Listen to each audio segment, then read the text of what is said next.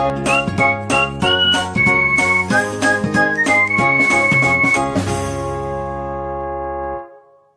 And welcome to Bouncing knowledge.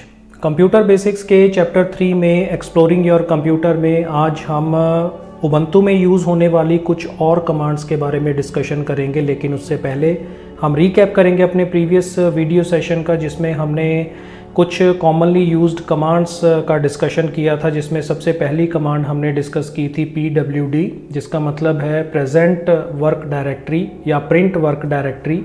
उसके बाद हमने दूसरी कमांड कैलेंडर डिस्कस की, इसको अलग अलग फॉर्मेट में कैसे यूज़ किया जा सकता है। Date command, clear command, echo command को हम कैसे यूज़ करते हैं, LS कमांड को हमने अलग अलग स्विचेस के साथ यूज़ करना सीखा, और लास्ट हमने एग्जिट कमांड के बारे में डिस्कशन किया। इसी को आगे बढ़ाते हुए हम कुछ और कमांड्स उबंटू ऑपरेटिंग सिस्टम में यूज़ करने वाले हैं। करने के बाद सबसे पहला हमारा काम क्या है कि हमें अपना टर्मिनल ओपन करना है, और प्रीवियस सेशन के अंदर हमने जो कमांड्स डिस्कस की थी उससे आगे आज हम जो कमांड्स डिस्कस करने वाले हैं, 8th नंबर कमांड हम आज डिस्कस करेंगे mkdir।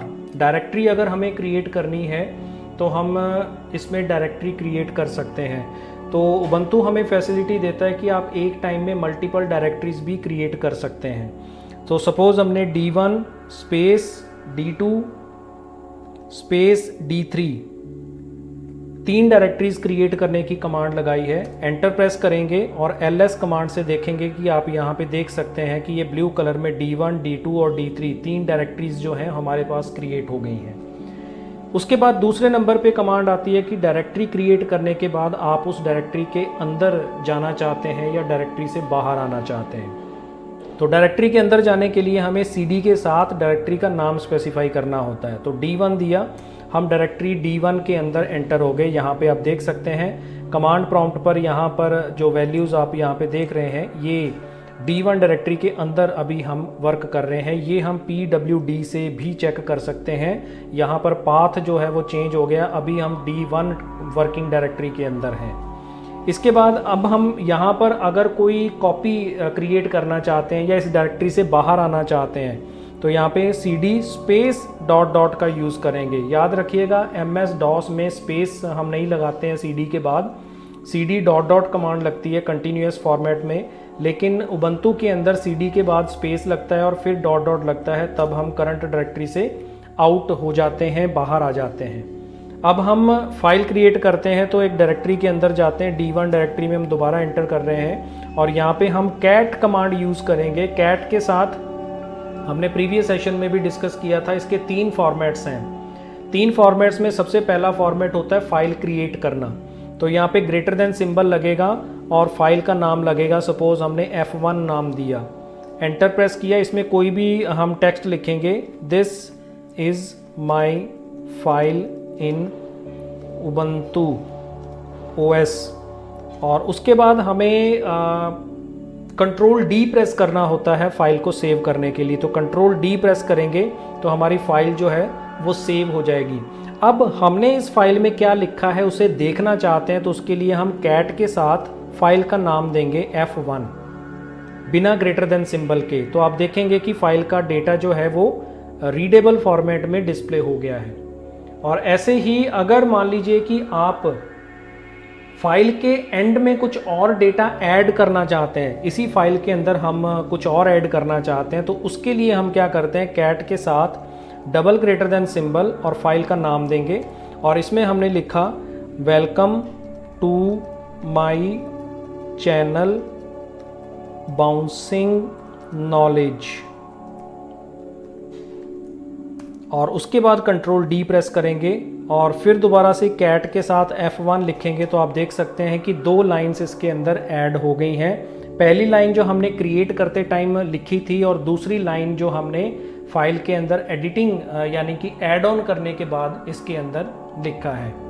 अब इसके बाद नेक्स्ट 12 नंबर पे कमांड आती है कॉपी। अगर आप इसी फाइल की एक कॉपी क्रिएट करना चाहते हैं, LS करेंगे तो यहाँ पे आप देखिए सिर्फ एक ही फाइल आ रही है। D1 के अंदर हमने F1 नाम की फाइल बनाई है। आप मान लीजिए इसी फाइल की एक कॉपी क्रिएट करना चाहते हैं तो आप क्या करेंगे, CP फाइल 1 ये हमारा सोर्स है, इस फाइल की कॉपी बनानी है और F2 हमने नाम दे दिया नया जिसके अंदर इसकी कॉपी क्रिएट करनी है। एंटर प्रेस किया और LS करेंगे तो यहाँ पे देखिए 2 फाइल्स क्रिएट हो गई और दोनों का डेटा अगर आप देखेंगे cat F1 ये डेटा आ रहा है और cat F2 यही सेम डेटा उस फाइल के अंदर भी अवेलेबल है। तो हमारे पास एक डुप्लीकेट कॉपी जो है वो तैयार हो गई है। ऐसे ही अगर आप एक खाली फाइल क्रिएट करना चाहते हैं तो उसके लिए टच कमांड होती है। टच के साथ आप क्या कर सकते हैं, कोई भी फाइल का नाम दे सकते हैं। सपोज आपने दिया f3.txt और ये फाइल आपकी क्रिएट होगी। ls करके देखेंगे तो इसके अंदर f3.txt नाम की फाइल है और cat कमांड के साथ f3.txt देखोगे तो इसमें कुछ भी प्रिंट नहीं होगा क्योंकि ये खाली है। फाइल क्रिएट हो गई है लेकिन इसके अंदर कोई भी कंटेंट नहीं रखा गया है, कोई भी कंटेंट इसके अंदर अवेलेबल नहीं है। और अगर मान लीजिए इसी फाइल को हमें डिलीट करना है तो उसके लिए rm फाइल का नाम देना है आगे, रिमूव, और उसके बाद फाइल का नाम देना है। तो f3.txt ये हमने नाम दिया, ये हमारी फाइल डिलीट होगी। ls कमांड के साथ हम देख सकते हैं कि अब सिर्फ 2 फाइल्स हैं, f1 एंड f2। इस तरह से हम क्या कर सकते हैं, अपनी फाइल्स को डिलीट, क्रिएट और मॉडिफाई करने का सारा प्रोसेस जो है इसके अंदर किया जा सकता है। ऐसे ही मूव कमांड आती है। मूव कमांड का मतलब होता है कि आप अपनी फाइल को किसी दूसरी जगह पर शिफ्ट करना चाहते हैं तो उसके लिए क्या किया जा सकता है। तो यहाँ पे हम क्या करेंगे, D2 के अंदर जो कि अभी खाली है उसमें हमने कुछ भी नहीं रखा है, उसमें हम F2 फाइल को शिफ्ट करेंगे। तो यहाँ पे हमने क्या किया, MV कमांड लगाएंगे। MV होती है मूव के लिए और करंट हमारा फाइल का पाथ क्या है, F1 यानी F2 फाइल को हमें शिफ्ट करना है यहाँ से। और कहाँ लेके जाना है वो यहाँ पे हम स्पेसिफाई करेंगे। सबसे पहले हमें होम के अंदर कमल यूज़र नेम और D1 के अंदर हमें जो फाइल है D1 से बाहर हमें यहाँ पे D2 के अंदर शिफ्ट करना है। ये हमारा पाथ है जहाँ पे हम ये फाइल को शिफ्ट करने वाले हैं। एंटर प्रेस करेंगे और उसके बाद यहाँ पे LS करेंगे तो यहाँ से देखिए F2 नाम की फाइल जो है वो रिमूव हो गई है। तो हम इससे बाहर आते हैं, CD स्पेस डॉट डॉट और उसके बाद CD F2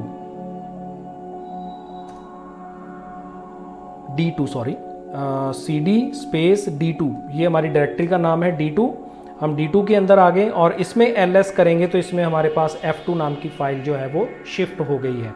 तो इस तरीके से हम मूव कमांड का यूज़ करके भी अपनी फाइल को शिफ्ट कर सकते हैं, अलग अलग लोकेशन पे यूज़ कर सकते हैं। सिमिलरली अगर हम किसी फाइल को सर्च करना चाहते हैं, किसी फाइल को सर्च करना चाहते हैं तो हम इससे एक बार बाहर आ जाते हैं और इसमें हम लोकेट कमांड को यूज़ कर सकते हैं। और लोकेट के साथ आप कोई भी फाइल का नाम दे दीजिए या फिर आप चेक कर सकते हैं कि जैसे मान लीजिए कि star.txt नाम की जितनी भी फाइल्स हैं वो डिस्प्ले कर दे। तो यहाँ पे आप देख सकते हैं कि इसने जितनी भी txt एक्सटेंशन की फाइल्स थी वो सारी डिस्प्ले कर दी हैं। ऐसे ही डिस्क फ्री DF जो है वो डिस्क फ्री के लिए यूज़ होती है। हमारे सिस्टम में कितना स्पेस अवेलेबल है वो यहाँ पर डिस्प्ले होता है, कहाँ पर कितनी स्पेस अवेलेबल है, कितना फ्री अवेलेबल है वो हम DF से देख सकते हैं। और अगर हम डिस्क यूसेज देखना चाहते हैं तो DU से डिस्क यूसेज देखा जा सकता है। तो ये कहाँ कहाँ पे कौन कौन सी फाइल ने कितना कितना यूज़ किया है डेटा को या मेमोरी को, वो सारा स्टेटस जो है वो इसके अंदर अवेलेबल हुआ है। तो इस तरीके से अगर आप किसी पर्टिकुलर फोल्डर का देखना चाहते हैं तो वो भी आप देख सकते हैं। सपोज़ आप देखना चाहते हैं डिस्क यूसेज ऑफ D1 जो हमने फोल्डर बनाया था उसने कितना यूज़ किया है, तो वो यहाँ पे देख सकते हैं कि 8 बाइट्स की मेमोरी जो है उसने यूज़ कर रखी है। तो किसी पर्टिकुलर फोल्डर का भी देखा जा सकता है, किसी पर्टिकुलर फोल्डर का जो फ्री स्पेस है वो भी देखा जा सकता है। फिर उसके बाद टर्मिनल टाइप TTY कमांड जो है ये टर्मिनल टाइप के लिए यूज़ होती है। तो डिवाइसेस के अंदर PTS 0 क्योंकि अभी हम नेटवर्क के साथ कनेक्टेड नहीं हैं, अगर हम मल्टीपल यूज़र अकाउंट्स के साथ कनेक्टेड होते हैं तो यहाँ पर देखा जा सकता है कि ये कैसे अलग अलग टर्मिनल जो कनेक्टेड हैं नेटवर्क में उनकी डिटेल्स यहाँ पर शो करती है। तो ये आज की कुछ कमांड्स थी, नियर अबाउट 20 कमांड्स तक हम डिस्कस कर चुके हैं। तो फर्स्ट सेशन के अंदर हमने 7 कमांड्स डिस्कस की थी और आज के सेशन के अंदर हमने 13 कमांड्स को डिस्कस किया है। और कमांड्स के बारे में भी हम कुछ जो इम्पॉर्टेंट कमांड्स होंगी उनको हम नेक्स्ट लास्ट सेशन के अंदर कमांड्स को हम ज़्यादा डीपली नहीं लेके जाएंगे, सिंपल कमांड्स को हम डिस्कस करेंगे। एग्ज़िट कमांड से हम टर्मिनल को क्लोज़ कर सकते हैं और इसी तरीके से जो बची हुई कमांड्स हैं ये नेक्स्ट सेशन के अंदर हम कवर अप करेंगे। तो इस वीडियो में फ़िलहाल इतना ही। Thanks for watching, keep on learning with us, stay tuned for upcoming videos and always stay blessed.